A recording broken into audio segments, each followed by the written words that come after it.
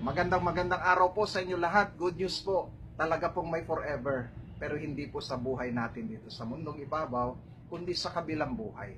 At yan po ay maliwanag na sinabi ni Jesus dito sa ating Ebanghelyo, Luke 20:27-38. Ang mga lalaki at babaeng karapat-dapat pumasok sa kabilang buhay ay hindi na mag-aasawa. Matutulad sila sa mga anghel. Matalinhaga po ang mga salitang yan, pero parang maintindihan po natin na patuloy po ang ating pagmamahalan sa kabilang buhay. Ayan na, may kabilang buhay. Ang ibig sabihin, pag namatay tayo dito, mayroong susunod na buhay. Pero may kaibahan. Hindi na po tayo liligaya sa pamagitan ng ating love relationship sa isa't isa, halimbawa mag-asawa. Kundi ang kaligayahan natin ay nandoon na sa ating pakikipagkaisa sa Diyos sa isang natatanging paraan na tulad ng mga anghel na wala nang ginawa kundi purihin siya at luwalhatiin at paglingkuran. Ganun na po marahil ang buhay natin.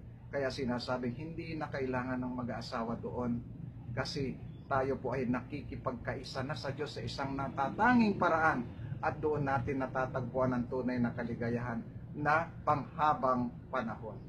Minsan nga lang tayong mamumuhay dito sa lupa, pagkatapos nun mamamatay tayo.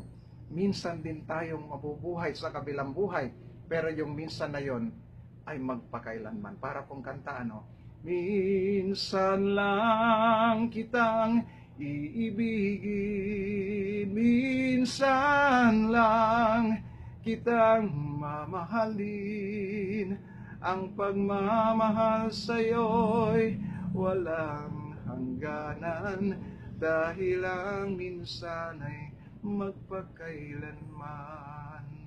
Patuloy po tayong magdasal at manalig sa Diyos.